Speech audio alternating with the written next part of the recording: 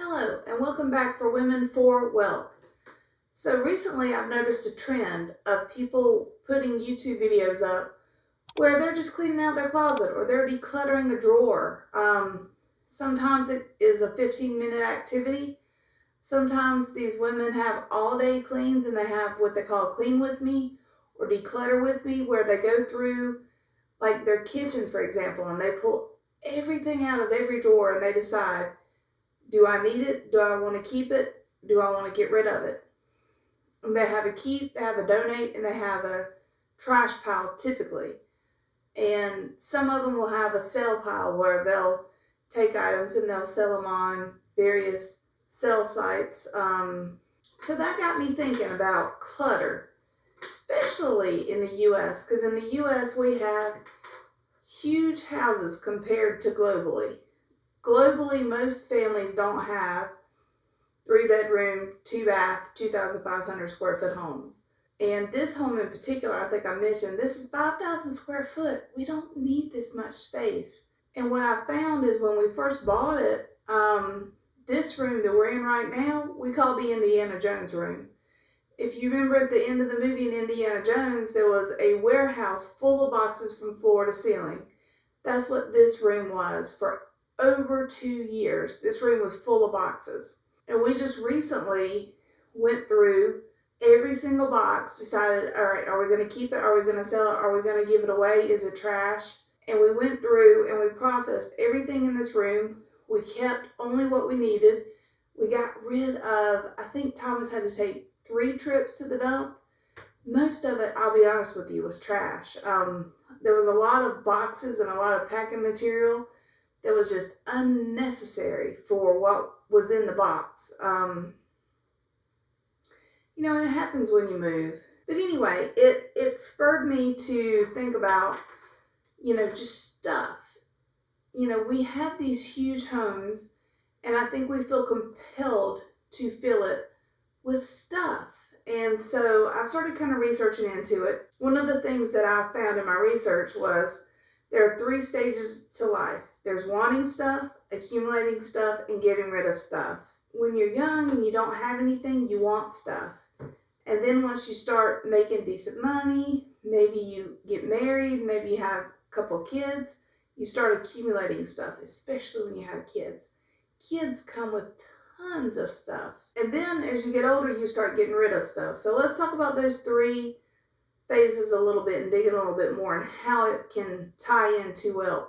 So the first phase is wanting stuff. Again, in that initial phase is typically when you're younger, 20-somethings, they want stuff. They want to buy stuff. They want to buy nice stuff sometimes. Usually they want to buy, stuff for their first house. I know my youngest is looking to buy his first house, and he's already, hey, if you don't want this, can I have it for my first house? And so I kind of tag it for him, and I'm storing it here. And then once he buys his house, he's going to come here, he's going to rent a U-Haul, fill it up with all the stuff he's asked that he can have, and then he's going to take it to his new house. So hopefully he'll be able to furnish his new house without spending a lot of money. And that's something that I want to hit on, buying stuff, buying clutter. It costs a lot of money. And so if you don't need it, don't buy it. One of the ladies that I saw on YouTube, she was saying that she has hardly any decor in her house. She said decor is worthless to her because decor is just something that she has to dust. And I can understand that. I will say that I grew up in a house with a mom that was a maximalist. She loved to decorate every inch. As an adult, I've kind of gone a little bit the other way in that I like empty spaces. I like, especially horizontal surfaces like this, I love when they're not full of stuff. Growing up, every inch of this table would have had something sitting on it. Probably have a vase of flowers and then several tchotchkes around it, to where if I wanted to come in this room and sit my paper down and have my pencils and my highlighter, it wouldn't fit because there wouldn't be any room because there'd be stuff all over it. And so one of the things I do as an adult is I try to keep horizontal surfaces not necessarily bare, but a lot more empty, to where there's space where if I want to sit down and I want to sit something down, there's room to do that. So, that's something else to think about. With clutter and stuff, not only is there a cost to purchasing it, there is a cost to the clutter in mind space and inefficiency. It's very inefficient in your house if you have stuff sitting everywhere, and before you could do something, you'd have to move something. So for example, even the dining room table would have stuff all over it. So if I wanted to do a school project, or if I wanted to do arts and crafts, I would have to take time before I could start, and I would have to clean off an area of the dining room table so that I would have the space to be able to sit down and do my school project or do my arts and crafts or whatever I wanted to do. So there's not just the financial cost of purchasing stuff, there is the loss of efficiency, there's the loss of time, plus there's the mental clutter aspect. I personally will get stressed out and anxious if there's clutter in my house. So every once in a while, I will, usually every 2 weeks, because I have a cleaning service that comes in and helps me do more deep cleaning. I mean, Thomas and I are fairly neat and tidy, but I have a cleaning service to come in and help with like the deep cleaning, to really get things like really clean and sanitized. And so before they come every 2 weeks, I will go room by room through the entire house and just put stuff away. If it doesn't have to be out, it goes in a drawer, it goes behind a door. If it isn't needed, then I make the decision, do I need to keep it?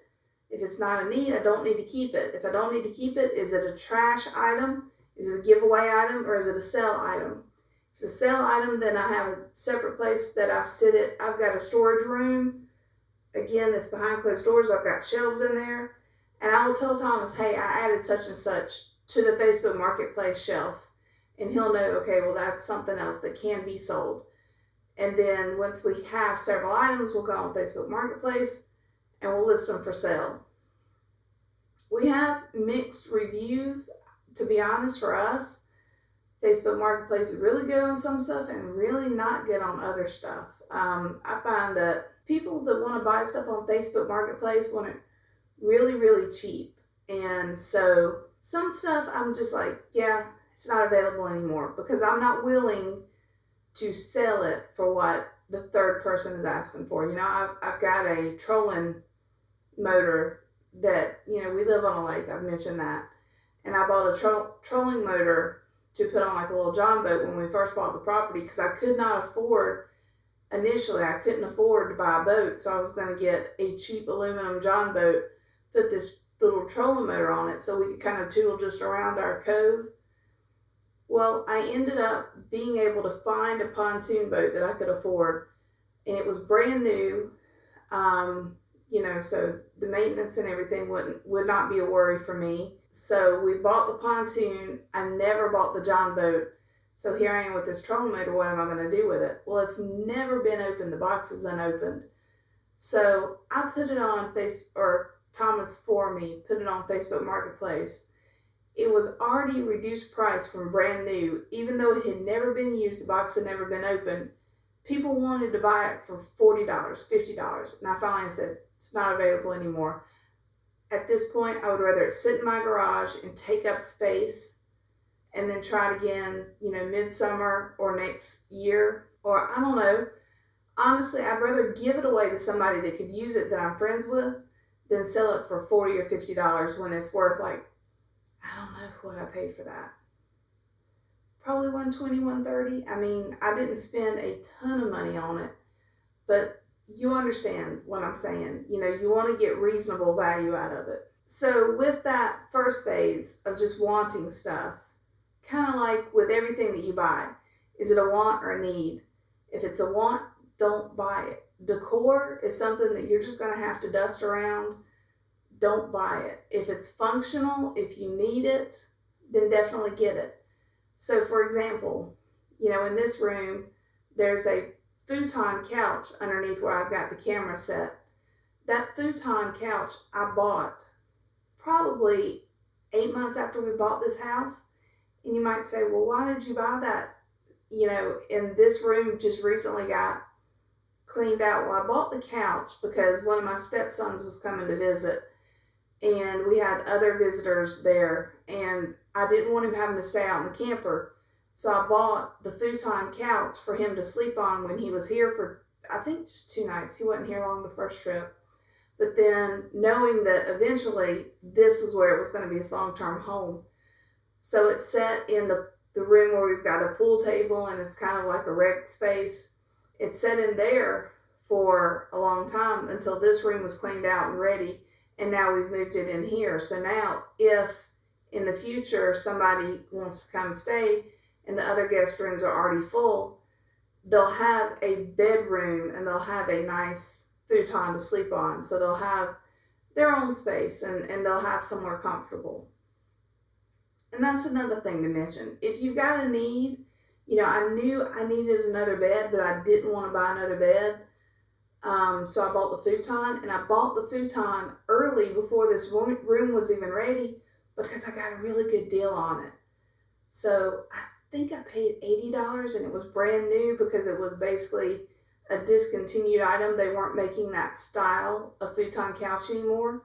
So I was able to get a phenomenal deal on it. So even though I knew it was going to go in this room wasn't cleared out yet, I went ahead and got it because I knew that I had the need.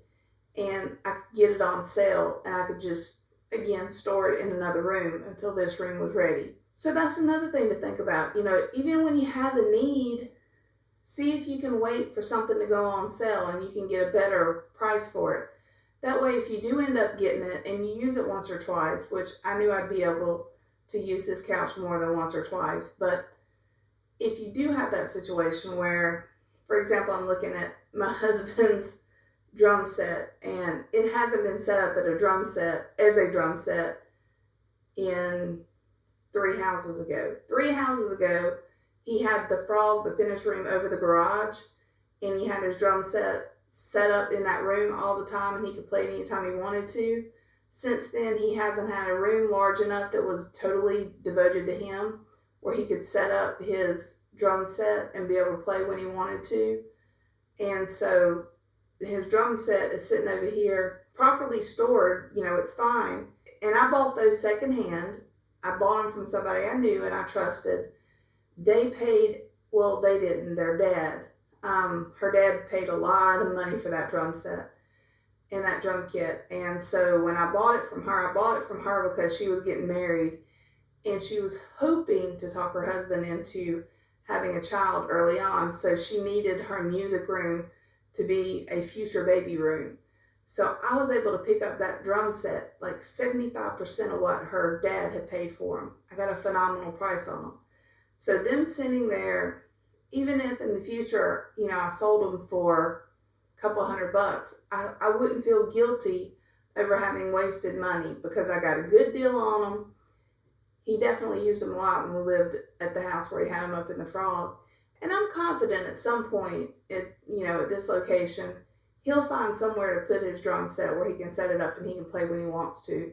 The idea of this room is that it's going to be a multifunctional room. So we've got the futon couch, so if someone wants to sleep in here, they can. We've got the studio for recording for YouTube, which is what I'm doing now. But also it's going to be a recording studio. So something that you can't see over here on the right is another desk where he's going to set up his computer with his recording software. He's got, half a dozen guitars. He's got keyboards. He's got drums. He's got an electronic drum set, multiple mics.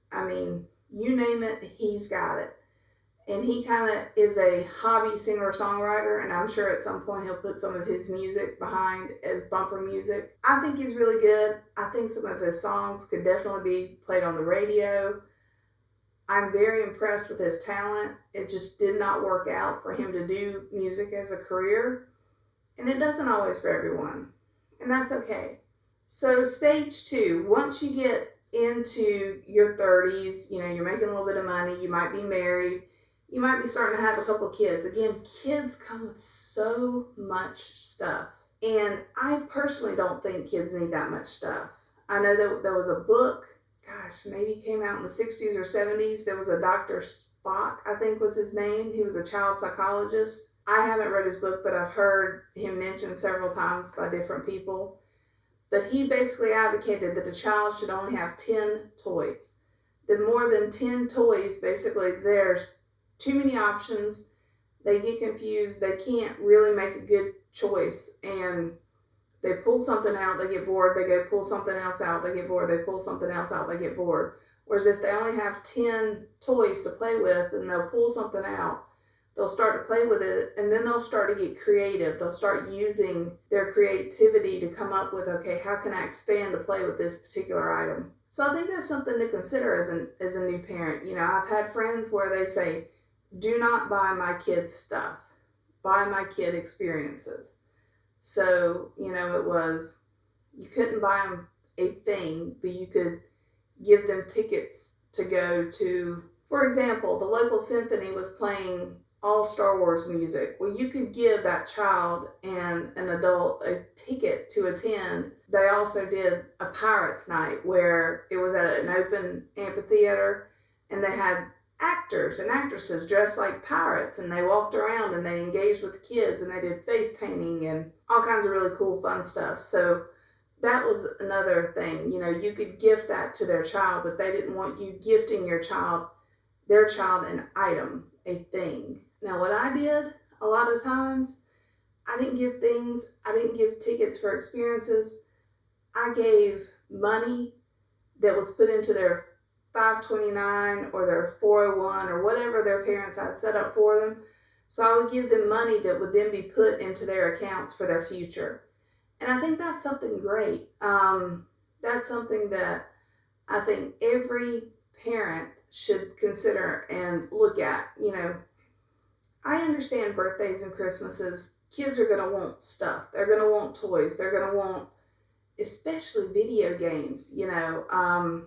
Even what's the Baby Einstein is the video game that's supposed to help kids to learn. So even learning tools are now video game style. And so, you know, they're going to want that type of stuff for birthdays and Christmases. But maybe instead of buying 20 items that are going to be clutter, maybe buy 10 toys and then put some money aside in their savings for their future retirement or their future down payment for a home or their future college. You know, put money aside somehow where that money can grow so that when they're older and they access it, they'll have it available. I think that's a much better option than just buying a lot of stuff for them. Because again, stuff accumulates. So once you start accumulating stuff, then you gotta, okay, where are you gonna store it? You know, I think it is absolutely ridiculous in America that we have these storage facilities that are just, there's one in Garner, North Carolina that's 5 stories of these little, I guess 6x12, just storage closets that people rent. And so they pay, I don't know, $60 a month or whatever it is to rent space to store, excuse my language, but a lot of times it's crap that you don't need. And instead of taking the time to go through and decide, is it something I need? And if it's a need, where's it going to live? Where am I going to store it in my house where it's not clutter? If it's not a need, what is it? Is it a giveaway item? Is it a sell item? Is it a donate item? Is it a trash item? And then doing that action, getting it out of your space, getting it gone.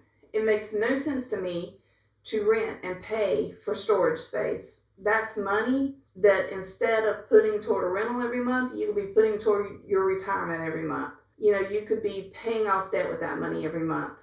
There's no reason to pay for a storage shed. So please, if you're accumulating stuff and you have a storage shed, I challenge you within the next 30 days, go through it, close it out, get rid of it, just be done. The final stage, the third stage, is getting rid of stuff. So let's talk about getting rid of stuff. So we talked about the cost of accumulating the items. You know, you pay to buy it, then you are paying to store it. Even if you're not using a storage facility, you are storing it in your house in an area that you could do something more productive with. Again, this room used to be full of boxes from floor to ceiling. Now I'm able to come in here and use it as a studio, and my husband's able to come in here and use it as a studio. It's also a spare bedroom. I mentioned before, we've got a total of 4 kids combined, so we need the extra sleeping space. So someone could use this as a bedroom. Eventually, my husband's going to be able to set his music stuff up and do music recording in here too. So it's a multifunctional room that had been wasted for over 2 years because it was storing boxes of stuff. And so the final phase is getting rid of stuff. So again, you are taking time, and time is your most valuable resource, by the way. If you think about limited resources, time is your most limited resource. Life is short and precious, and you need to make the most of every minute that you have on this earth. And the last thing you want to do is waste time going through clutter and organizing it and deciding what to do with it. That is time, effort, energy, and mental capacity that you could be using for something else fun or something productive. You could, I don't know, whatever you're into. You could, for me, I could take a boat trip out on the lake with my husband and my 4 dogs, and we did that yesterday. It was amazing. It was so nice. The weather was perfect, and we just got to go out. The day before, I did a lot of gardening. I took a half day off on Friday, and I did gardening.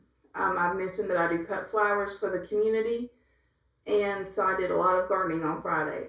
That's things that I enjoy. That are items that are productive to me. That is time well spent. Spending time going through boxes of stuff, deciding, is it a want? Is it a need? If it's a want, what am I going to do with it? Is it going to be donated? Is it going to be sold? Is it going to be trashed? Is it going to be given away? You got to make those decisions. And every decision you make takes a little bit of effort, a little bit of brain power.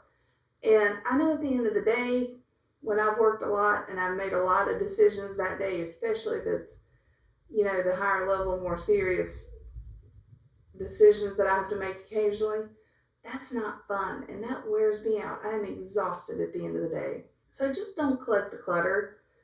But if you have the clutter, the third phase is getting rid of clutter. So let's talk about the getting rid of clutter part. So I have a friend that before her mom passed, she went and visited, and she asked her mom, she said, "Mom, would you mind going through the attic and going through the garage and just, getting rid of stuff, just throwing away stuff that you don't want to pass down or you don't think is valuable enough to pass down?"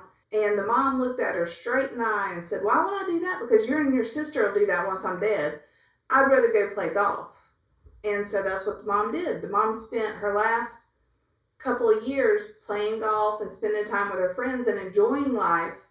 And then after she passed, my friend and her sister had to deal with a cluttered attic and a cluttered garage. And I remember she said there wasn't nothing of value.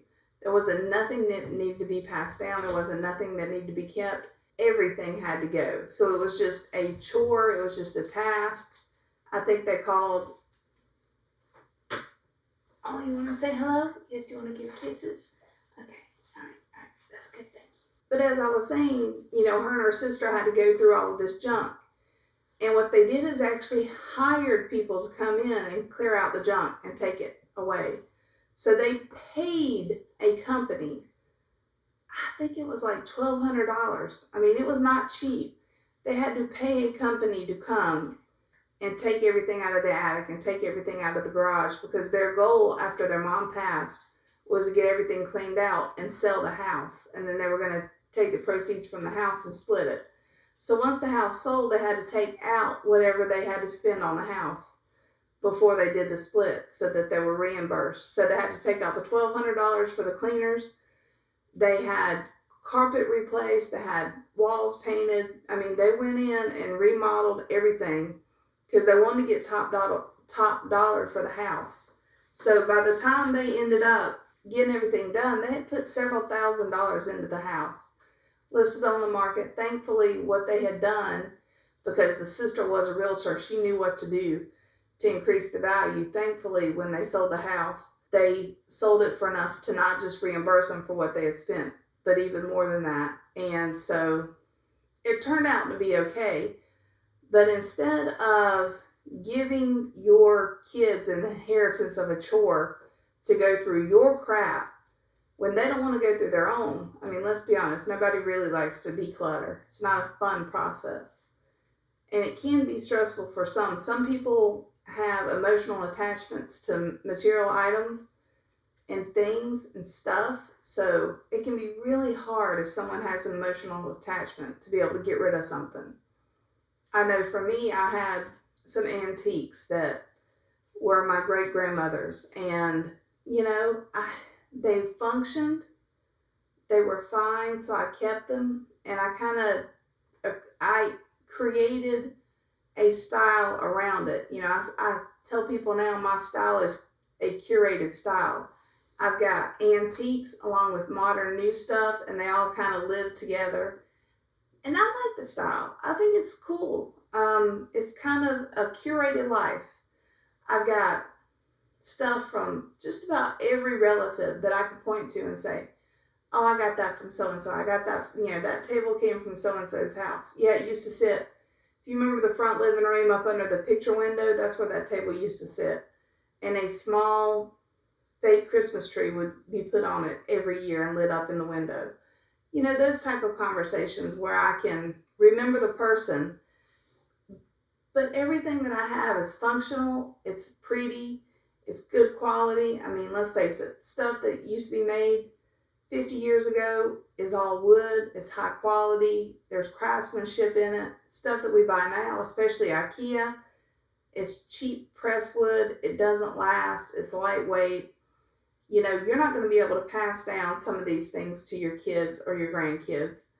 But the other stuff that was well made, craftsman made, that had, dovetail joints in drawers, those type of things, they're going to last through multiple generations, and they're beautiful and they're functional. So, if you want to keep those, because I want to keep those, that's fine. I'm not saying clear out your house and make it sterile and where there's nothing there. But there are two things that I do want to kind of point you to. So the first one, and I kind of laughed when I ran across this the first time, is called Swedish Death Cleaning. And there's actually a book, Swedish Death Cleaning for Women Over 50. Practical techniques to effortlessly declutter your life, organize your home, and find harmony in downsizing your belongings. So the idea of Swedish death cleaning is if you're over 50 years old, you realize that you don't want to give your kids an inheritance of a task to go through your stuff. You want to be able to give an inheritance of peace, love, and joy after you're gone. So you go through your stuff while you're still alive and you're still capable of doing it, and you get rid of anything that you don't think your kids would want. And by the time you're 50, you know your kids' style. You know what your kids like. You know what your kids would want. Or ask them, say, hey, I'm going to do this Swedish death cleaning as a gift to you for when I pass, so you don't have to go through all this stuff. You don't have to deal with my clutter. I'm going to downsize my belongings. Is there anything you want? And then set that aside. But get it out of there. And you would be surprised once you declutter your space how much brain fog goes away. People talk about brain fog all the time, especially coming out of the pandemic. I think part of that brain fog was that people were stuck in their house. They didn't get outside to the sun. They didn't, they weren't making vitamin D. They were in their house with all this clutter, all this stuff. And I think their brains just kind of need to be decluttered also, along with their house and their stuff. The next thing I want to point you to, if you think this is something that you'd like to do, is Spark Joy, an illustrated masterclass on the art of organization and tidying up by Marie Kondo. So Marie Kondo, I think everyone's heard, she is the lady that asks you to pick up, and I'll just use this coaster as an example. Hold the item, look at it, and ask, does this give me joy? If it gives you joy, you keep it. If it does not give you joy, then you get rid of it. And that's very simple, her technique. Do I love this coaster? It fits my style. It's kind of a Moroccan look on it. It matches some of the lamps that I have in this room. But more important to me is it's functional. I can put this here, I can bring glass down with me, and I don't have to worry about getting water stains on the top of my desk because I've got a coaster to sit my glass on. So it's functional for me. So for me, items need function. I'm not one of these people that get hung up on, oh, it brings me joy. My thing is it functional? Am I going to use it? If I'm not going to use it, I'd rather get rid of it. So that's the third phase of, just getting rid of stuff. That is something that people tend to do, 50 to 65. When they retire, a lot of times people look at, okay, I'm retired, should I downsize? Because when you downsize, it gives you twofold. Number one, you can go through your stuff, declutter, get rid of a lot of it. Number two, if you buy a smaller house, it's less to maintain, upkeep, less to clean, a lot cheaper to live there, cheaper to purchase. A lot of times the equity you take out of your main house when you sell it will be less than what you're going to need for your down payment for your smaller house. So you can take that proceed, you can take some of that extra equity, throw it at your retirement fund, make sure your retirement is fully funded so that you have financial independence, so that once you retire, you're not going to be one of these people that are going to have to go back to work at some point. You're going to be able to retire and have confidence that your money is not going to outlive you without a job. And you're going to be able to focus on doing other things that you enjoy. Again, this was something that I think Dainty Diaries on YouTube, I watched a video of her just cleaning out her closet. My husband's like, what are you doing? I'm like, I'm watching Dainty Diaries. And he's like, is she just cleaning out her closet? And I said, yeah. I said, but it's interesting. And he's like, she makes money off of her YouTube by just cleaning out her closet. And I'm like, well, no, she does gardening. She does home design. She does woodworking. She does crafts. There's a lot of different things that she does. But yes, one of the things she does sometimes is just cut her phone on and record for what she's just doing in her day. And that day she was cleaning out her closet. And so that got me to thinking about all of the YouTube channels about decluttering and downsizing and getting rid of the stuff that we accumulate through life. So I want to challenge you. I don't know where you're at in life. Are you in the phase of wanting stuff? Are you in the phase of accumulating stuff? Are you like me and you're in the phase of getting rid of stuff? Regardless of where you're at on that lifeline, I challenge you, critically analyze. Why am I buying this? Do I need it or do I want it? And if I need it, am I going to use it? Is it functional? Where am I going to store it when I get it home? That's something that, I'll be honest, when it comes to plants, I'm not great at. I just went to Lowe's on Friday and I got, I think, $70 worth of plants that were all 50% off. I'll be honest, I don't buy any plants full price. I always buy them, on the rack in the back where they're half dead.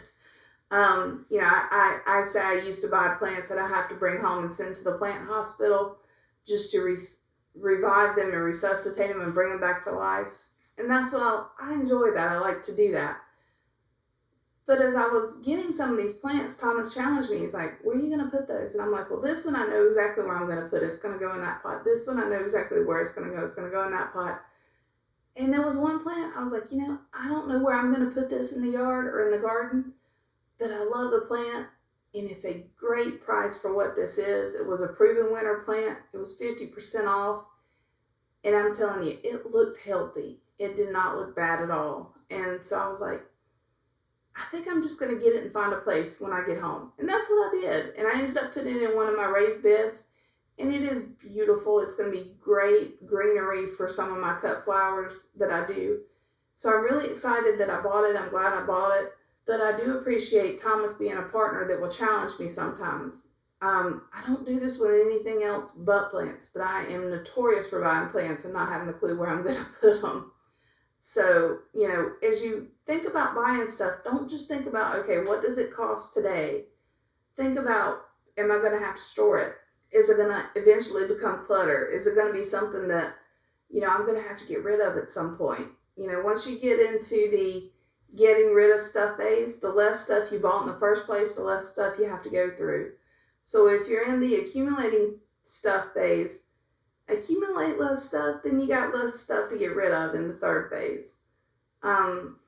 So anyway, just something to think about. Wanted to bring this up because, again, I saw a lot of it on YouTube lately with decluttering. If you have any questions, let me know. If there's a topic you want me to talk about, let me know. Stay safe, be well.